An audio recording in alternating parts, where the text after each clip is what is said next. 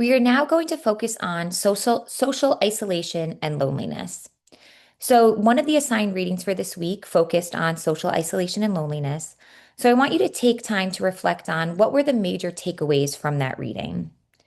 Some of the things that stood out to me were that the quality of social relationships really have an impact on an individual's health. So, how can we identify individuals who are socially isolated if they do not belong to any community groups, or they have unstable housing, or they don't have any significant personal relationships? Nearly all persons who are 50 years of age or older interact with the healthcare system in some way. Regardless of where they fall on the social isolation or loneliness continuum, they do interact with the healthcare system. So maybe this is the interaction that may serve as a touch point to identify those who are socially isolated or lonely.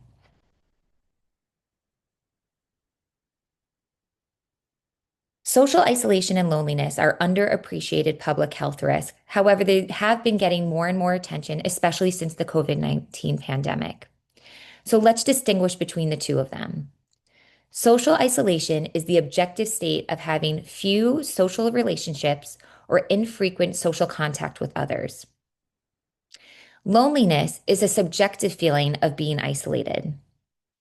Approximately one quarter, so about 24% of community dwelling adults living in America, age 65 and older, are considered to be socially isolated and have significant proportion of adults in the United States report feeling lonely.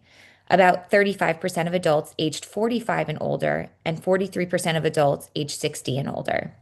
You do not need to memorize these statistics. This is just to show you the large scale impact that social isolation and loneliness are having on adults and older adults, especially. Social isolation and loneliness can be chronic, so it could be going on for a long period of time, or it can be episodic. So there are some people that might experience loneliness for a year or 2 years and then come out of that and have a few years where they feel more socially connected. And then they could go back to feeling lonely again. So it's just important to recognize that we're seeing people for a clip in time of their entire continuum. It's very important to note that it is incorrect to assume that all older people are isolated or lonely. Rather, older adults are just at an increased risk for social isolation and loneliness because they are more likely to face predisposing factors such as living alone, the loss of family or friends, chronic illness, and sensory impairments. So, like we speak about all the time, please do not meet an older adult and automatically assume that they are socially isolated or lonely. That is incorrect. Even if they're living alone, they might not feel the subjective feeling of feeling lonely.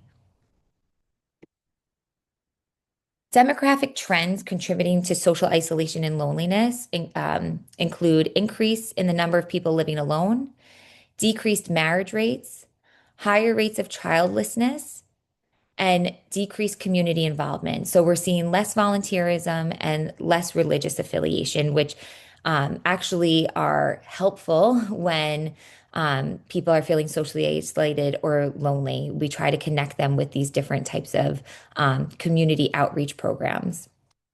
Different studies have found different findings on prevalence in men versus women, or the oldest old versus other ages, or gay, lesbian, bisexual, when thinking about social isolation and loneliness. The differences may be due to the measurement tools used in the different studies, but despite the prevalence being unclear, it is clear that it is highly prevalent and it's something that we should look out for as practitioners. Mediators, also known as mechanisms or pathways, are the factors that help explain how social isolation or loneliness affects health outcomes. Moderators are the factors that can influence the magnitude or direction of the effect of social isolation and loneliness on health.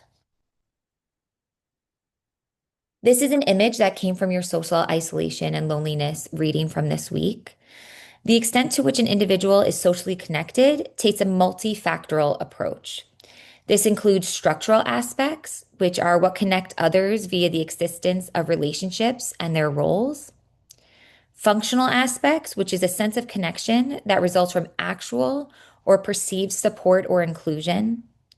And qualitative aspects, which is the sense of connection to others that is based on positive or negative qualities. To continue reading about this or to review, please refer back to your social isolation and loneliness readings.